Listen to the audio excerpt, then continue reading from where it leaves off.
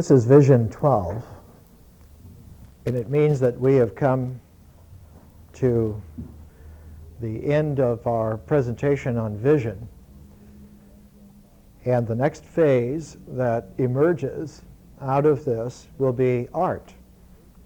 And when we take a look at art for 12 weeks, we'll take a look at art in a way which is by now familiar to us.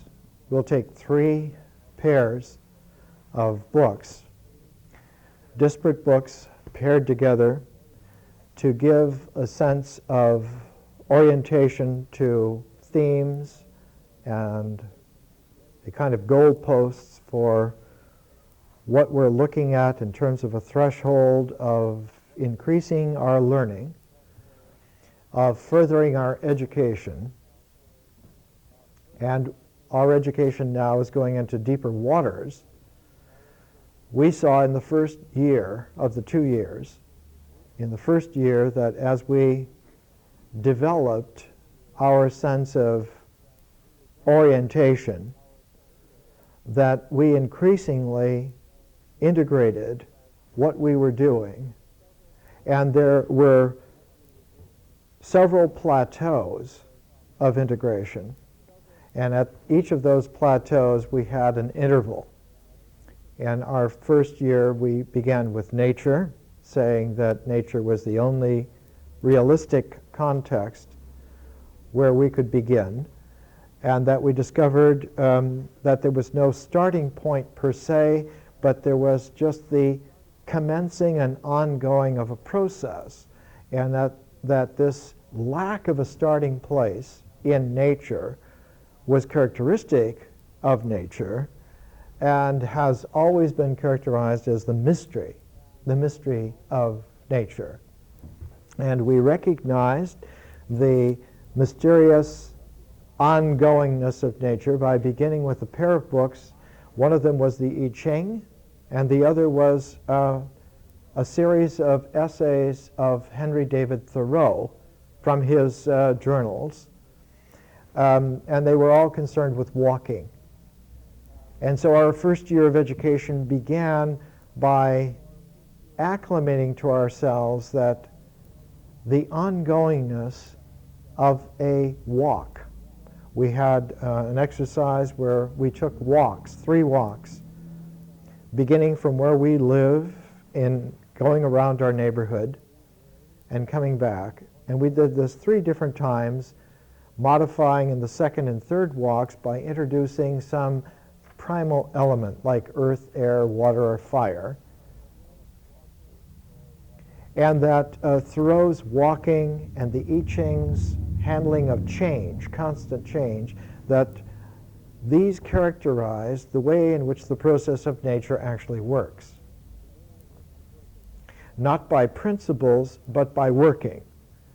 And we kept trying to hold off and suspend any kind of conception, any kind of sense of what was going on, and just went into the process.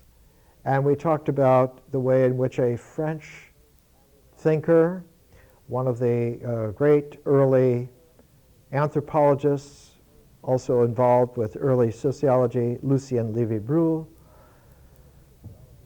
who said that the original condition of men and women was a participation with nature, and he used the French phrase, a participation mystique, and that the early sense of fitting into life was to participate with the mysterious cycle of nature, and that we noticed that what came out of nature emerged out of nature, emerged out of the process of ongoingness, out of the sea of change, were the forms of physicality, the body, the existential stabilities of objectivity, the objective things, so that the things of this world emerge out of the process of nature. And in this second year, we've been looking not at the process of nature, but at the process of vision. And now art will show us that what emerges out of vision is a different kind of object. It's an object that has more than 4 dimensions. It's an object that minimally has 5 dimensions, because in addition to the 3 dimensions of space and the 4th dimension of time, it has a 5th dimension of consciousness. So that forms in art have higher dimensions than the forms in existence. Existential forms, natural forms, are integral only. They occupy space and time to the mutual exclusion of each other. Whereas 5-dimensional forms, forms in conscious time and space, can have a montage of space. They can have a simultaneity of time. And so the polarized mutual exclusion of each other in time-space does no longer hold. And so artistic forms have a not only a different dimension, but that their way of emerging is not to integrate like existence integrates out of the sea of change of the mystery of nature. That art forms do not integrate, they differentiate. That art forms come into being not as bounded integrals, but as resonant differentials. So that the forms that belong to art will be characterized by differential resonance, and that one of the first forms that we'll pay attention to is that the human person is a differential form and does not have the limitations of existential materiality. We are used to being told that someone is going to find themselves, is going to find their person by learning superior methods of integration. There are no more superior methods to integration than mathematics or very sophisticated high dharma yoga or prayer without end. And all 3 of those integrals disclose unanimously that there is no object there at the ultimate integration. It's as if a star going to the ultimate of integration disappears into a singularity surrounded then by a black hole. But at the center of that black hole is a singularity that winks out of time-space. So in advanced yoga, the character, the personality that's there on the mythic level, that's even there on the level of symbol, can be integrated to the point of vanishing. The bindu of Sanskrit is that vanishing point, that singularity.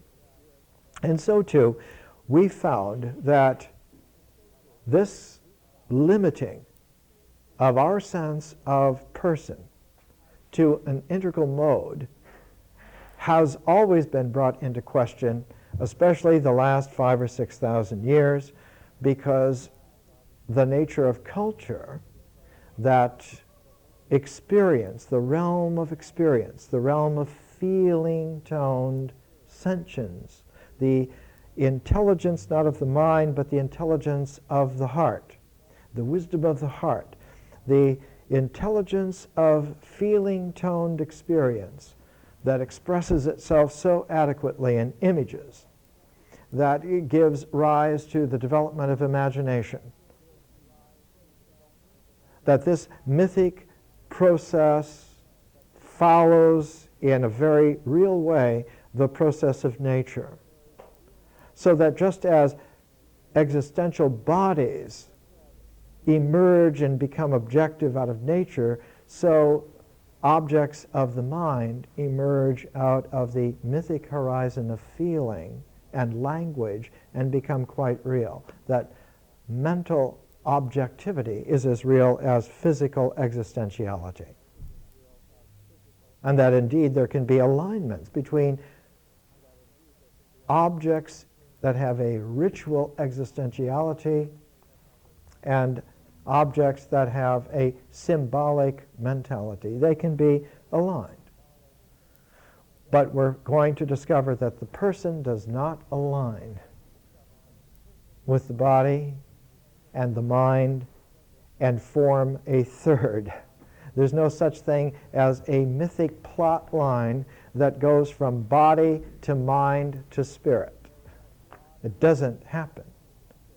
That if that is the scenario, then what you have is not real, but an artifact of symbolic integration, and is actually a veil of the mind. And so today's lecture is entitled, Ideas Do Not Limit Consciousness. Like the color scheme of a Matisse painting, the colors don't have to stay within the lines. The painting does not have to be realistic as a correspondence between the mind and the existence. That art is a differential, resonant form, rather like a prism, and that differential forms are characterized by a range of possibility rather than by a boundedness. And so instead of looking for a boundary for form in art, we need to acclimate ourselves to finding a visionary process where the emergence of a resonant form allows for increasing possibility. And we're going to use as the center of our beginning two books. One of them is by Kandinsky, called Concerning the Spiritual in Art, written in 1913, about the time when Kandinsky, one of the great artists of the late 19th, early 20th century, when he was beginning to feel the need to express to non-artists why it was that art was completely different from what they thought it was. And the other book is a book written on Rembrandt's self-portraits, published just a few years ago. And Rembrandt and Kandinsky will be our beginning portal of the way in which art emerges differentially out of vision.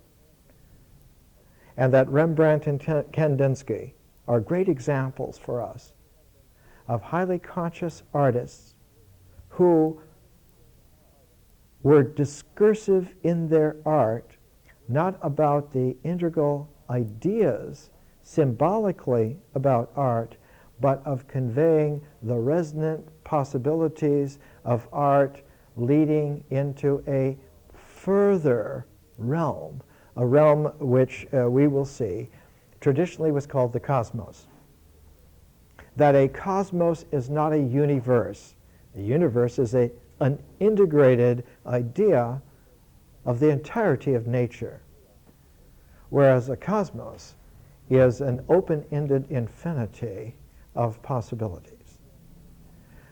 An open-ended infinity of possibilities that could, were it not still active differentially, collapse into a chaos, but because its generation differentially proceeds through an artist, proceeds through an architect, proceeds through a prism that allows for the originating vision to put its full spectrum of possibilities into play, and even raised to a higher order, to a higher power of differentiation, still maintains its capacity to generate form.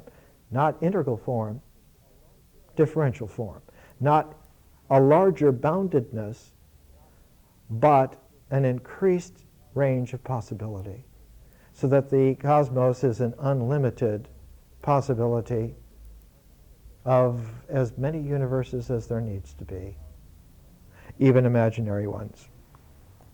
And one of the difficulties in this is the carrying over, because of faulty education, because of a predilection of our current social order, because of the taste of the culture of the last couple hundred years, we carry over, like something that was once very good, the power of the mind to conceive and hold ideas, to see everything, including ourselves, through very powerful ideas, cinched by symbols.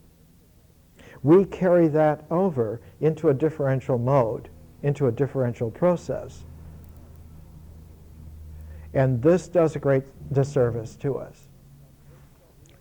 One of the reasons of using as the last pair in Vision, the last pair of books in Vision, Shakespeare's last great play, The Tempest, and Shelley's great poetic epic, Prometheus Unbound, is that both Shelley and Shakespeare had the capacity of an artistic language able to express differential form, and were quite clear, both in their own time, separated by about 200 years, quite clear about the processes, and their works of art, their respective works of art, were the vehicles by which their consciousness expressed themselves.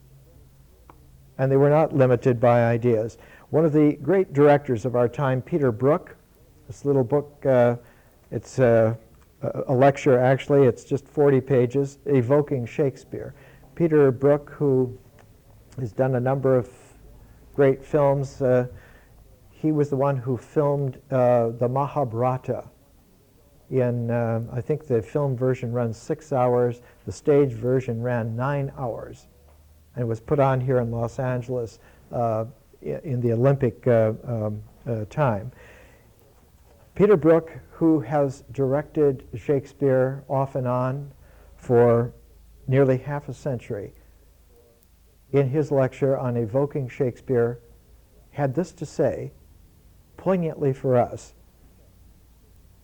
even if a concept is something necessary in speech, it is tragically pathetic as a portion of the amazing whole that speech can offer. Concept is that little thin intellectual strain that the whole of Western civilization has bowed down to excessively for centuries. Concept is there, but beyond concept is the concept brought into life by image. And beyond concept and image is music. And word music is the expression of what cannot be caught in conceptual speech. Human experience that cannot be conceptualized is expressed through music, and poetry comes out of this. Because in poetry, you have an infinitely subtle relationship between rhythm, tone, vibration, and energy, which give to each word as it is spoken concept, image, and at the same time an infinitely powerful further dimension, which comes from sound, from the verbal music, and goes on in this way. A very beautiful way of expressing the distinction, the difference, was presented in, I think, the third program of Ken Burns' 10-part series on jazz. And one of the narrators is a jazz musician named Wynton Marsalis. He was talking about how when jazz was first recorded in the early 1920s, one of the most popular musicians in the United States, and his records sold the most of anybody, was John Philip Sousa. And so he played a John Philip Sousa theme, march theme, on his trumpet. Then he played the version that Louis Armstrong played on an early jazz record about the same time. And when he played the Louis Armstrong version, the jazz version of the Sousa theme, you heard what had happened to the integral time signature. The Sousa time signature was in a ritual comportment that allowed for the sound to emerge in its sequenced way, where each beat had its oneness. Whereas the Louis Armstrong jazz version, coming out of a New Orleans origination, a Chicago pizzazz style, New Orleans jazz and Chicago pizzazz, the syncopation was completely recalibrated, so that instead of just having all the ones lined up in a ritual way, there were hiatuses and emphases that allowed for a skipping and a jumping and a hopping and a looping, so that the Sousa ritual theme was now a jazz art riff that had a lot of zeros mixed in with the ones, so that you could come in at almost any juncture and take off from the theme, from the melody, and go off into an improvisation and come back to it and pick it up exactly where you had left, or pick it up 2 or 3 beats along the way, or not pick it up at all if that was your choice. That jazz allowed for the zeros to be differentially co-present with all the ritual ones, so that the march could now be a jazz work of art. This is exactly the kind of thing that Shakespeare did with drama and that Shelley did with poetry. The airing out, the making articulate by transforming the time signature. And one of the things that helps us to understand how profound this is, simple though it sounds, how profound it is to consider that time is not a 4th dimension, but the 1st dimension. That time is not something added on to space, but that time occurs first, and true, almost instantly, space blossoms out of the stem of the time signature. But that space does not blossom out of a signature of ones that are aligned, but out of a one that extends itself indefinitely. So that time has the capacity of being one. That its primordiality is not a series of ones, but is simply one.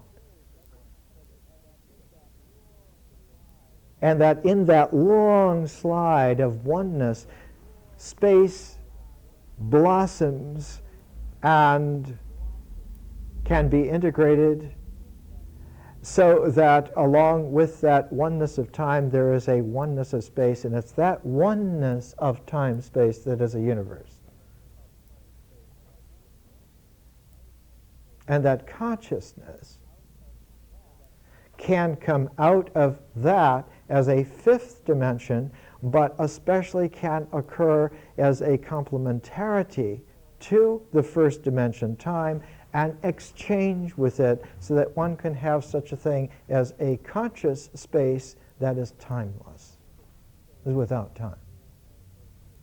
And we saw when we were in the symbol section that a writer like Virginia Woolf created in many of her great stream of consciousness novels, like To the Lighthouse, created moments of timelessness within her work of art. That Mrs. Ramsay, as one of the figures, one of the characters in her novel, created this not in paintings or in writings like Virginia Woolf, paintings like one of the characters, Lily Briscoe, or the writer herself, Virginia Woolf, but that the character, Mrs. Ramsay, created these timeless moments, these eternal moments in life. That she was the creative artist for her entire family and all of her friends. She was an artist in life and did this in livingness. And that Virginia Woolf, though she could do this in writing, she was in awe of her character, Mrs. Ramsay, or a later character, Mrs. Dalloway, who did the very similar thing. That the writer was in awe of her own character because the writer could not do this in her own life, though she came very close to it from time to time. Virginia Woolf in her life was the center inspirational pivot around which the Bloomsbury group in London collected. People, disparate people like T.S. Eliot and John Maynard Keynes and Clive Bell and whole coterie of artists and thinkers and writers clustered around her place, she and Leonard Woolf's place near the British Museum in London in that time. What is the coherence? The coherence is that consciousness emerges differentially, not out of time. So that what characterizes consciousness is not that it is a long time durational survivor through space, but that consciousness is a process that occurs in, and here we get caught because we have to go back to an idea. We have to go back to a word, which we take largely as an idea, but the idea and the word are descriptive referentials of a dimensionless continuum, and the word is called eternity. That consciousness is a process of eternity, not of nature. And because consciousness is a process of eternity, what emerges out of conscious vision has a differential capacity of calibration based not on its correspondence to space or its correspondence to time, but on its harmonic with eternity. So that art is a completely different thing from a thing. That a human person, a spiritual person, is not a thing at all. And to conceive of a person or the cosmos or a work of art as a thing which must obey the existential conditions of space and of time, sequencing, is a reductive, regressive process. And Shakespeare's The Tempest and Shelley's Prometheus Unbound are both exactly about this, presenting 200 years apart. And because we're speaking here about 200 years after Shelley, you've got a sequence of waves of 2000, 1800, 1600. 3 waves, 200 years apart, which discloses that there is also a frequency. There's an energy frequency. There's a rhythm to energy, and that rhythm to energy is called dynamic.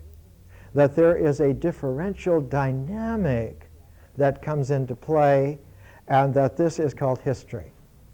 And we will see in our education in about 3 months that history is not a form in integration at all. There's no such thing as history.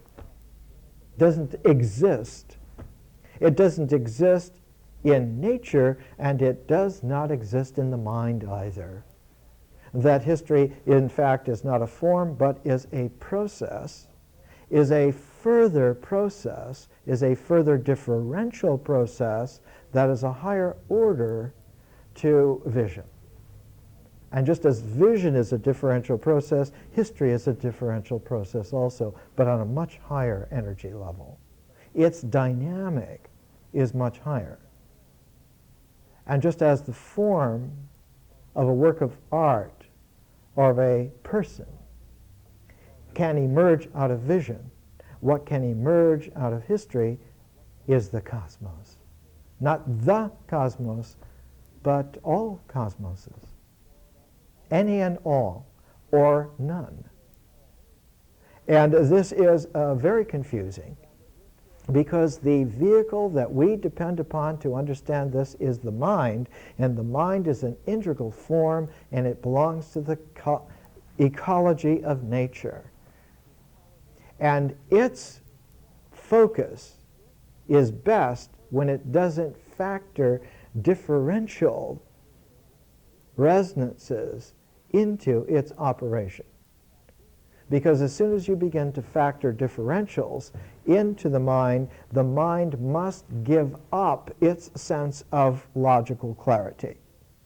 It must give up its excellence and its expertise at aligning existentials and symbol into higher integral orders. And the mind must learn humility to do this. And so one of the first things that consciousness brings into play, as we've seen, is it challenges the mind to learn to keep silent.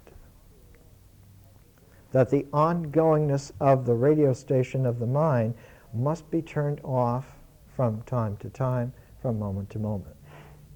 And of course, anyone who begins a process of trying to learn visionary techniques like meditation or like prayer or like higher forms of trance or just simply real natural magic, it is a difficult thing to learn that silence is golden. And that those zeros, those intervals, those spaces of not saying are just as important in delineating. What do they delineate? They do not delineate further details of the form, but they delineate the frequency troughs of the energy process of differentiation. So that consciousness is not just conscious, as the mind supposes it to be, conscious of every little bit, but that every little bit has a zero that matches its one, to put it in computer talk for a second. That there is no such thing as a series of ones without the articulate spacing that goes with it. Otherwise, the ones blur together and make, we use a musical term here, they make a trill. They do make a trill. So that 2,500 years ago, when there was a man in India who was a classic super yogi, he was the greatest meditator of his generation, in fact, the greatest meditator probably for several thousand years in ancient India. And in his practice to bring the mind to a single pointedness, which he was successful at, he found that each moment of thought, the Sanskrit term that he used 2,500 years ago was a citta, C-I-T-T-A. And later it became bodhicitta because the meditator was the Buddha, the historical Buddha. And the bodhicitta, the atom of thought, has 16 parts. But only 8 of those 16 parts are able to be discursively counted. The other 8 always occur as a trill. They do not have anything but a blur. And it's as if those other 8 are always sounded as a chord. Whereas the previous 8 can always be counted. And yet, for each moment of thought, you cannot just say in short form that there are 8 discursive elements plus 1 trill, making 9. In the West, we called it 9. In Plotinus, this is the Aeneid, that atom of thought which consciousness is able to entertain. Consciousness being the background against one can find the atomic structure of the objectivity of thought. In the West, we gave it a 9. In Asia, it was given 16. So that when you see an ancient wheel of truth, it generally would have, in the popular parlance, 16 spokes. And yet, because of the trill, you will see 8 spokes that are emphasized, and the 8 spaces in between are not emphasized. And of course, when you see this in motion, it generates in such a way that the rim of that wheel has a phantasmal area, an area of ghosts and demons and angels and all kinds of figures. And when someone looks then at a Tibetan wheel of life, you see this penumbra, not of shadow from a form, but of the illusion realm of samsara, because of the spinning dynamic of that wheel. So that one needs to be freed not just in the Western sense, like Ixion being freed from the wheel of birth and death, but to be freed, first of all, from the illusion that the sparks that are generated are real, and that you have to be fearful or covetous, that you have to have faith in it or fear from it, that all of that is irrelevant. That is not of real use at all. And that by concerning yourself to protect yourself or to aggrandize yourself, to go against or before, to want to grasp and have or to not to have, any of that realm of illusion, that must evaporate first. And so the Asian vision is always to disallow your fantasizing from being a part of the structure, that the structure of the mind is purely integral and has no echo, that one can be very clear in the mind to the point to where there is no resonance, no echo whatsoever, and that when you do that, the structure then that occurs in its fullness is able to be folded into itself perfectly into zero. And that this was the technique of yoga.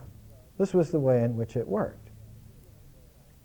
Not just to exercise so that you were in good shape to play better tennis, and not because then you could hold sway over others by manipulating telepathically the images that both terrified them and pleased them. All of this is child's play. All of this is gamesmanship. It's just more arcade. In the West, the emphasis was not on the disappearance, but on the further resonances that conscious time-space engendered and brought into play. And when that Western influence came into contact with the Buddhism of classical India, it changed the way in which the classical Buddhism of India worked. It went from the old way, the Theravada, to the new way, the Mahayana. And the Mahayana is East and West coming together. And the true seed of the development of Mahayana actually comes from Hellenistic Judaism. It's an odd thing, but Shelley and Shakespeare, at the apex, what turned out to be the apex of their careers, Shakespeare retiring soon after The Tempest, he went on to write a couple of plays with some other people. One of them was called The Birth of Merlin. But largely, Shakespeare ended with The Tempest. Shelley lived for another couple of years after Prometheus Unbound was brought out, but he drowned. So these two works are at the ends of what became their artistic lives, and in both, the concern is with omnipotent power, which is controlled by the mind and its integral powers, and how being freed from that is not possible once the mind has integrated that natural ecology. Once the mind has done that integration, there is no way within that cycle, within that ecology, to go outside of it. What goes outside of it is literally standing outside of the form. And as we talked about several months ago, there were three classic ways in which you could do that. You could be scared out of your wits. Terror will do it. You can be pleasured out of your body. Ecstasis, ecstasy will do it. And high transformed wisdom will do it also. And that going outside of the form shows, like a simple Matisse painting, that the colors can play artistically outside of the bounded forms that were assumed to hold them. And that consciousness can whistle even beyond the tune, like in a jazz improvisation. Well, let's take a break and we'll come back.